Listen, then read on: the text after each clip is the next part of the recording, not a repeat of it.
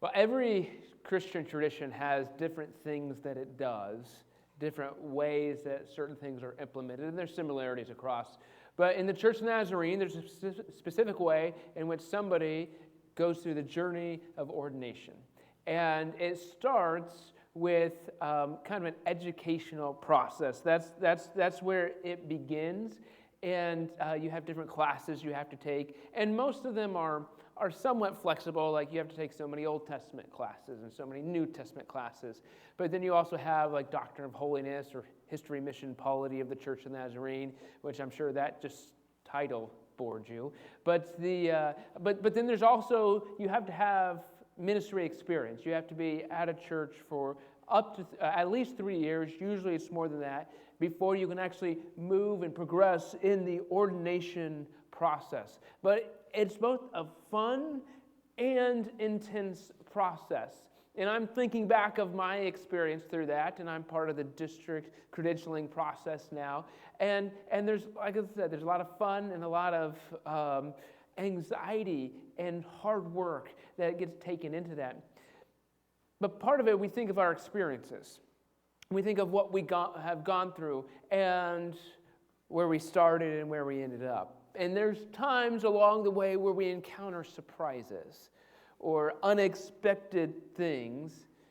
But hopefully along the way, we see evidence of what God is doing in our life.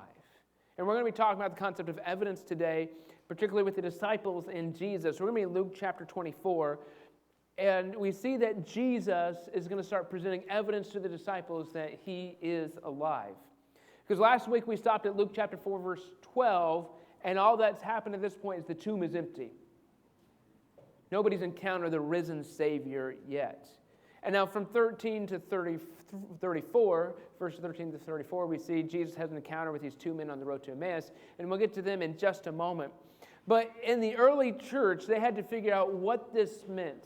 And we had to figure it out too, but they had a lot of different groups that would rise to say, well, we believe in this, or this is the concept of what we should believe. And one of those groups were called the Ebionites. And these individuals were a Jewish sect during the first couple of centuries, and they emphasized the humanity of Jesus, that he was just an ordinary human being. Now, he surpassed all other humans, but he was only a human. He's only a man. And their point was that they were trying to protect the concept of monotheism. They wanted to make sure that they could say, we serve one God, because the Old Testament is very clear about that. Hear, O Israel, the Lord our God, the Lord is one. Right? You should have no other gods before me. There's one God that we serve. And so they overemphasized the humanity of Jesus at the expense of his divinity to protect monotheism. And that's part of the issue of what the early church had to deal with, of these types of groups rising out and saying, well, we believe this or we believe this, and they had to make sure they had the correct doctrine and the correct teaching. Because what's at stake here is really, really important, because Jesus' resurrection is a historical event. And it's a historical event because, one, it's mind-blowing that this happened, that Jesus is alive, but it also is the beginning of the resurrection of all. That we can now share in this resurrection of Jesus in a different way than before. That Jesus brings us life, and everything about our faith hinges on Jesus. And there's so many important parts of Jesus, but one of the important parts is the resurrection, that he is alive. So we're going to get into Luke chapter 24, starting in verse 35 today. It says, the two men who are on the road to Emmaus, who Jesus appeared to while they were traveling, told the story how he appeared to them and how they recognized him as he was breaking the bread. And just as they were telling the story, Jesus himself was suddenly standing there among them. And he said, peace be with you. And the entire group was startled and frightened because they thought they were seeing a ghost. Now, these two men on the road to Emmaus, verses 13 to 34, what happens is Jesus encounters these men. They're walking on the road to Emmaus, and he encounters them, and they have a long dialogue and discussion. And Jesus kind of plays a little ignorant of, and they're talking about things. He said, what are you talking about? And they said, haven't you heard? And they start talking about all the things that happened to Jesus and all the things that were going on. and Jesus kind of stayed in the background. They didn't recognize Jesus at first. And so when they get to the evening and they stop and Jesus breaks the bread, their eyes were opened.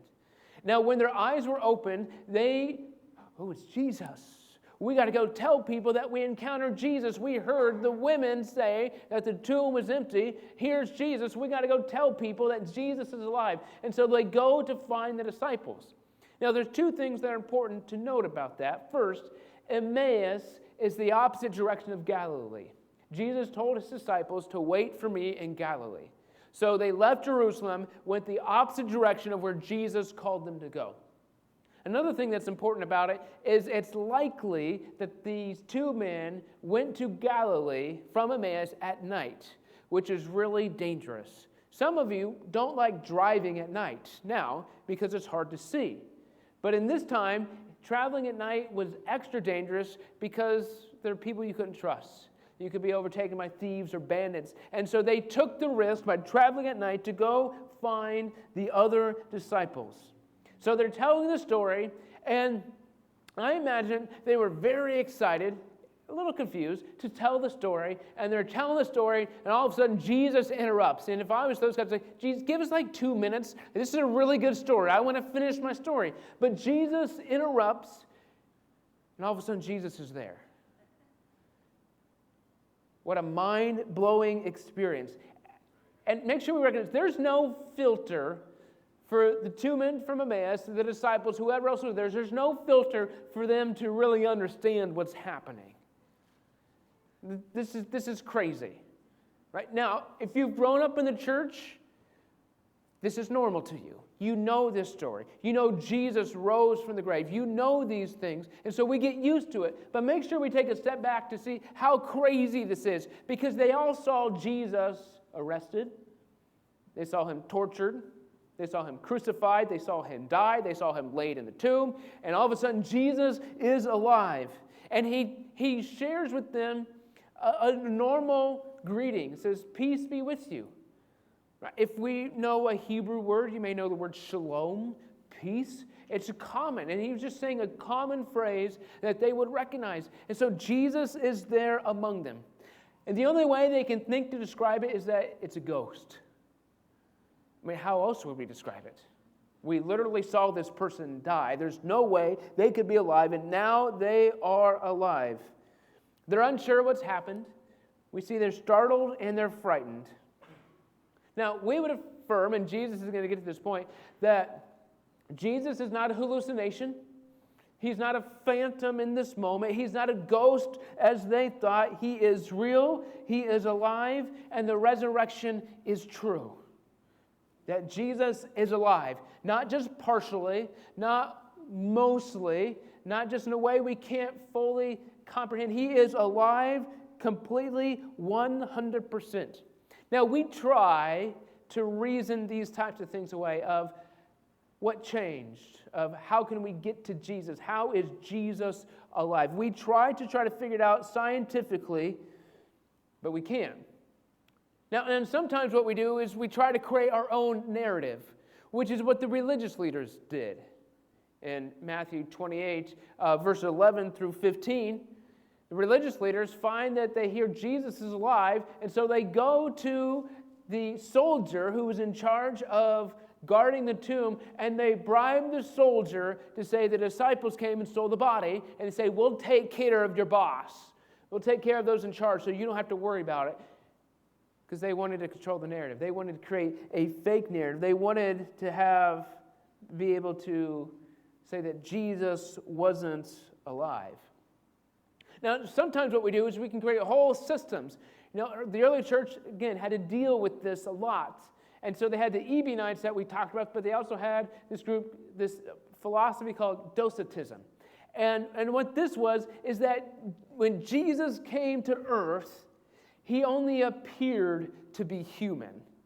He was fully God, and somehow God was able to fabricate some type of shell to convince us that he was a person, but he really wasn't a person. Jesus was just this deity that was clothed in some type of flesh so that he could walk around and make it look like he was a normal human person. And with that, so Jesus didn't really die on the cross. It was this material that the God was using. And so Jesus never really died, and so that would help them reconcile this. But see, part of what we get to is Jesus did not die. He wasn't just crucified just so you could avoid death. Jesus endured all that so that we could have life. See, Jesus isn't just making it so we avoid the bad things. He gives us the good things. See, the resurrection makes it possible for us to be alive with Him. But this resurrection is different. John chapter 11, we see that Lazarus has died, and he's dead for 4 days, and Jesus raises him from the grave. But Lazarus would die again. Jesus' resurrection and Lazarus' resurrection are different. And the resurrection of Jesus makes it so our resurrection is different. That we can be different because of Jesus. But again, I think we need to make sure we look back at the evidence of our experience.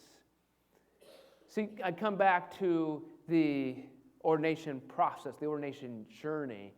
And one of the things you have to do is you have to sit before this group. It's called the Board of Ministry. And it's the credentialing arm of the district. And our district is the state of Iowa, which district size is really just dependent upon the number of churches. Illinois has 3 districts.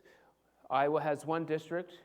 Minnesota, North Dakota, and South Dakota all form a single district. And so it just really is a matter of churches. And so you sit before the Board of Ministry.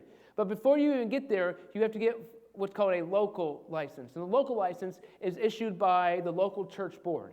So you come before the church board, and the church board says, we see evidence of God's calling in your life. We see evidence of God's grace in your life, and we want to give you this local license. There's a bit of an interview process, but really it puts accountability on the local church to make sure that there's support and help that's provided for the individual. After you've had a local license for a year, then you can apply for a district license. And so that's when you sit before the Board of Ministry. And when you start out, you interview in a room that has 3 to 5 pastors. It's pretty low key and it's a lot of fun. It's about support and accountability. It's both sides of those things. And so as you progress through this, it gets more and more, I guess, intense might be the right word, but more serious. Because the closer you get to ordination, the more the board wants to say, we want to make sure that this is your calling, that things are as they should be. And so once you finish your educational requirements, once you finish the years of service, you've fulfilled that, you can apply for ordination. Ordination interview is you sit in front of the entire Board of Ministry, which is like 25 pastors, which is a little bit more intense than it's a room of 3 to 5 people. And after that, if the board approves you and you move forward, then you have a conversation with the general superintendent, which is usually fairly low-key, but it is one last thing that the individual has to go through. But all throughout, what the candidate is looking for and what the leaders are looking for is evidence. Is this part of God's calling in your life? Do you have evidence of God's grace in your life? Is this where God is leading you? And we're seeing evidence throughout that. And so the disciples, they don't realize it right now, but they're having a moment where they can look back and they can see the evidence of Jesus in their life. Because after Jesus has appeared to them, after they think that they have seen a ghost, Jesus asks them a question in verse 38. He says, why are you frightened? Why are your hearts filled with doubt? He tells them, he says, look at my hands.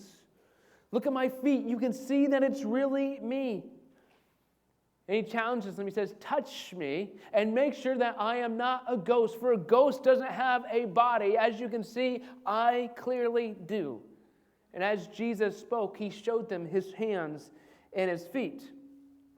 So Jesus asked a question that was somewhat rhetorical, but also important to make sure we identify. Why were these disciples afraid? Why were they startled? Why did they have doubt? But here's the thing. Jesus is not intimidated by your doubts. He welcomes them. We have to make sure we recognize that Jesus is not condemning them because they have doubts. He's saying, why do you have doubt? Come look at me. Come investigate. Come and see if it's really me. If you have doubts, that is Jesus' response to you. Come and see. Come check it out. He invites us to investigate. We investigate Jesus, which is why he shows his hands and his feet. Now, the Gospel of Luke, which is where we're reading from, does not mention the nail holes as the Gospel of John does. You may be more familiar with Gospel of John, particularly chapter 20, verse 27. The first time Jesus appears to his disciples, there's only 10 of them. Thomas isn't there. And the 10 disciples tell Thomas, we saw Jesus. And Thomas says, I won't be convinced unless I see the holes in his hands and his feet. And so in John chapter 20, verse 27, Jesus appears to the disciples a second time, and Thomas is there, and Jesus goes, look. He goes and he shows him. And he invites Thomas to investigate. That's what Jesus wants us to do. He's not intimidated by your doubts. He wants you to come to him if you have them. That's really important because sometimes we have doubts and we hide them. But eventually we're going to look for answers. And if we're not looking to Jesus for those answers, we're going to find non-Jesus answers. And that's what Jesus really doesn't want for us. He doesn't want us to pretend like we've got this figured out. He says, just come to me. See, we see the love of Jesus displayed on the cross. He was not forced to die on the cross. He willingly went to the cross to show his love for us. See, part of what Jesus recognizes is that if we have doubts, the only way for those doubts to be answered, the only way for those doubts to be removed is for us to encounter Jesus. We're not going to be relieved from those doubts from any other way except for Jesus. And so we reject these things like the Ebionites and the Docetists. We reject those heretical teachings of, well, Jesus only looked like a human being, or Jesus was only a human. You see, if we only have a Savior who's divine, he can't relate to us. He can't take our sin. If we only have a Savior who is human, then he can't actually pay the debt for us. And so while we may be getting a little bit too deep in the weeds here sometimes, the early church specifically had a connection with two theological terms. And one of them, I think, is easy for us to understand. It's called Christology. Christology, the study of Christ, the study of Jesus. The other one is soteriology, but I put soteriological Christology. Because soteriology is the study of salvation, of how are we saved. And the early church said these two things cannot be separated. We can't separate our salvation from Jesus. These two things are connected and they can never be removed. And so the early church affirmed that Jesus is fully God and fully human, and only through that can we be saved. So these two terms cannot be separated. It's important. It's essential for us to make sure that we understand salvation only through the lens of Jesus, that we understand our calling only through the lens of Jesus. But you know, it's a privilege to be part of the journey with others through this. When somebody has doubts and they are trying to seek Jesus and encounter Jesus, it's really inspiring to walk with them in the process, recognizing that I don't have it all figured out, but I get to be here as a support for you. And it's just really fun. Now, I am in our district, I'm what's called the district secretary, and mainly during the year, what that means is I handle transferring of credentials. So if a pastor moves in or a pastor moves out, I handle that process. And then I have a lot of responsibilities on district assembly, which is one day in July. But district assembly is the business side of our district, and it culminates in the ordination service. And as district secretary, I get a very specific privilege. I get to walk the ordinands in. Yeah, ordinands is the person who's getting ready to be ordained. Sorry, that's not a term people use unless you're in that context. So I get to walk them into the service. And there's a very specific moment where the ordinands come into the worship service. And it's not just in the state of Iowa, it's not just nationally, it's globally. Every church in the Nazarene, when somebody's ordained, the ordinands come in at a very specific moment in the service, and it's in the second verse of the song Called Unto Holiness. No idea why we chose that. I just know that's what we're doing, right? And so all the other congregation is seated. They've already started singing. They've prayed. And so I know when the song Called Unto Holiness starts that we got to get ready, and we get and stand outside the sanctuary. And when that second verse starts, we get to walk down as a procession. And part of it is as a reminder of the ordinance of this is our calling.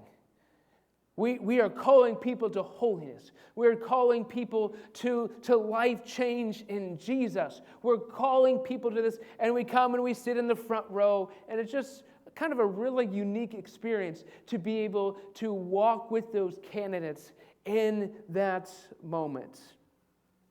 So Jesus is walking with the disciples in this moment. And even after he's talked, even after he showed his hands and his feet, the disciples still stood there in disbelief, but yet they were filled with joy and wonder. Then Jesus did something that I just find really interesting. He said, "Do you have anything to eat?" And they gave him a piece of broiled fish, and they sat there and watched him as he ate.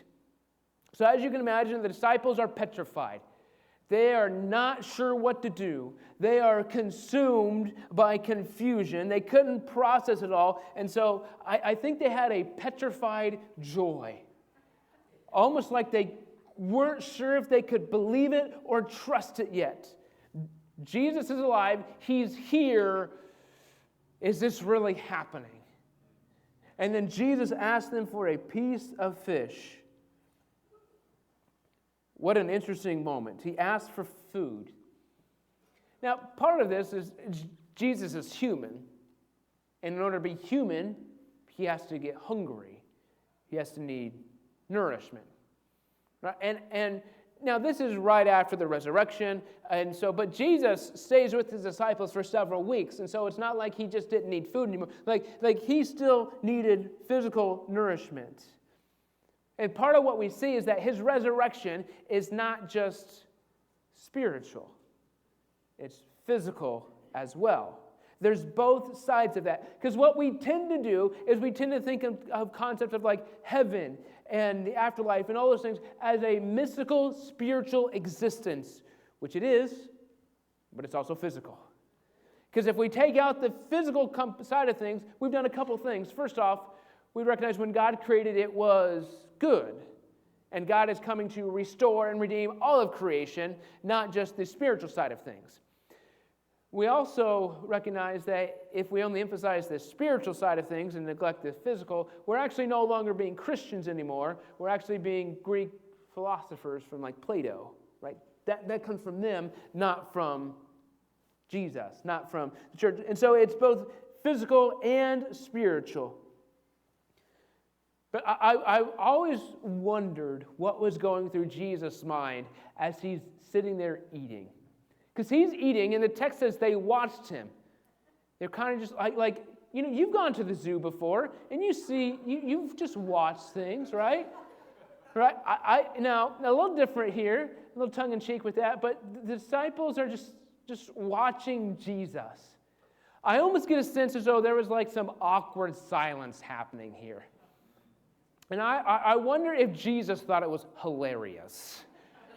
Like, oh gosh, these guys are beside themselves. They don't know what to think. I'm just going to sit here in silence and see how funny this really gets. Right? I mean, I think Jesus had a sense of humor, right? But I don't know. But obviously we're getting a little beyond what the text tells us or what's really important from the text. But remember, food is really important in Jesus' ministry. Jesus is the bread of life, right? You know, we see times where he feeds the 5,000. He also feeds the 4,000 in Mark as well. But he gives them bread. But Jesus was also tempted with bread. You know, in Luke and Matthew 4, Satan tells Jesus, turn these rocks to bread, turn these stones to bread. He essentially tells Jesus to eat the mortar, to eat the bricks, to eat the rocks, to eat these things. But Jesus doesn't. See, the point of Jesus is not that he comes to fulfill our temporary needs. The point of Jesus is the fact that he came to meet our eternal needs. You see, Jesus is able to work out his purpose in a sinful world, not by some magical stroke of omnipotence, but by himself, but by giving of himself. That's what Jesus does. He gives of himself. That's the victory here. That God gave of himself to be fully God, fully human, lived this life, lived with us, was tempted in every way, and yet was without sin. By his wounds, we are healed. The tomb is empty, but it doesn't stop there because the Savior is alive. That's a lot to process, isn't it? You know what? Jesus is not intimidated by your doubts. He welcomes them. He wants you to come to him. And when you come to him, what you may be reminded of is the evidence of what's happened in the past.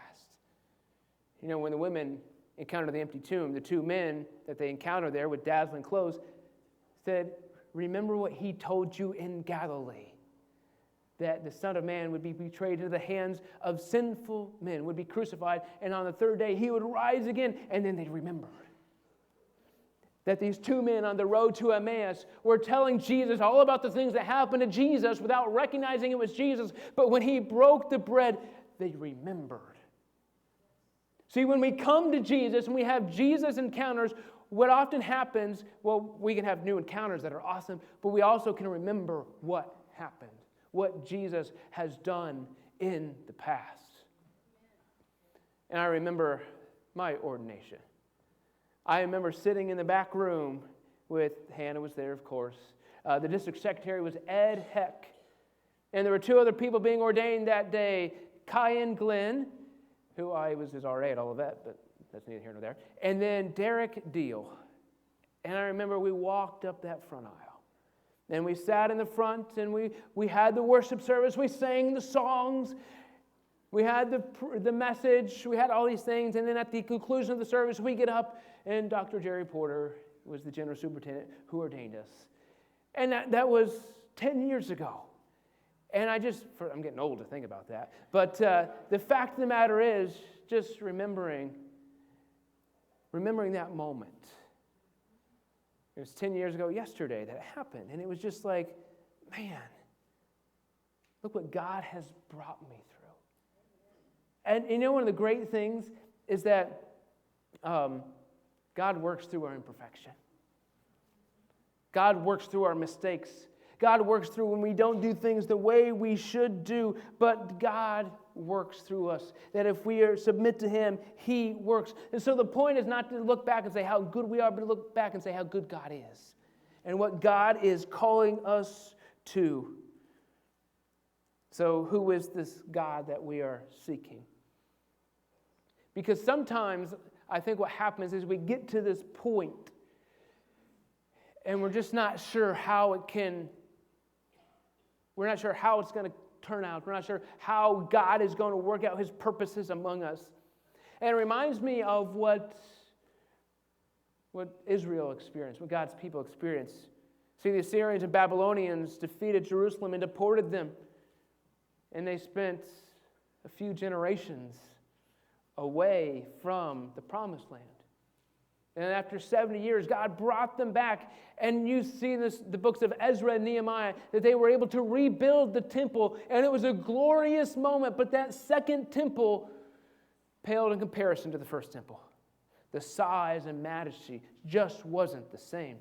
And so, in fact, there were people weeping when they had the dedication of the second temple because they remembered what the first temple was like. So, but until then, God's people were waiting for God to bring the fullness of His redemption. And you know what? We find that in Jesus. That prayer has been answered in Jesus. And when Jesus came, He inaugurated His kingdom. And so the kingdom of heaven exists here and now. The reign of God is not something we wait for. It exists among us. It's here. It's present. It's a matter of, will we live in this reality? Will we live in the reality of Jesus as our King? Now, like God's people when they came back to Jerusalem, we're waiting for the fullness of redemption. We're not living in heaven yet, even though this is Iowa, right? But we can begin to experience heaven in a new way because of Jesus. And His resurrection validates the claims He made on earth. It validates who He is, and that we as His followers can have a theology of hope because of the resurrection. So I don't know where you are today, but you may have some doubts, concerns, fears, anxieties, but Jesus says, just come to me. But what we tend to do, there's a big difference between expressing our doubts to Jesus and bringing grievances to Jesus. There's a big difference. It's a big difference to say, Jesus, this person's a mess, or this situation is dumb, and to say, Jesus, I don't know how you're going to work out your purposes, but I'm coming to you. Please work out your purposes. We can bring those, say, I don't understand, but I trust in you. So I wonder what would happen if God's people came together to seek Jesus, saying, we don't have all the answers. We just know that you are worth seeking. We're not sure what all this means. Now, the disciples had some crazy experiences that were happening. Had all these people talking about the empty tomb, the 2 minutes road to Emmaus, that Jesus is there, He's eating fish. What's going on? They didn't have it all figured out. Jesus, just come to me. And so I come back to, there's several scriptures that speak to that. 2 Chronicles 7:14, if my people who are called by my name will pray. What's the first thing we have to do? Pray. We come to Jesus and pray. It's really hard to pray and complain at the same time. It's really hard to grumble and complain at the same time. You can do it, trust me. I've done it, I'm sure. But it's possible. But see, prayer actually shapes us. Prayer is not a point where I come to God and say, God, I've got this figured out. Listen up, take some notes. Prayer is where I allow God to shape me. But then Matthew 18, 19, and 20, Jesus says, if two of you agree here on earth concerning anything you ask, my Father in heaven will do it. For where 2 or 3 gather in my name as followers, I am there among you. I remember growing up, when we prayed, like when somebody else prayed, I was under the impression that I had to pray silently and not listen to any other person pray. Now, that is something we should do, but it's also okay to listen to the other person pray because we can't agree in prayer without hearing what somebody else prays. And if we agree in prayer, Matthew 18 is a pretty strong promise. But you know what we have to do in order to agree in prayer? We have to be together. We have to come together to pray. What would that look like? Because we have doubts, we have fears, we have concerns, we have anxiety. We all have those things. But are we willing to seek Jesus together? Are we willing to take these things to Jesus? And you may have something different than somebody else. And the point is not that you're the same as somebody else, but that we're all seeking Jesus together.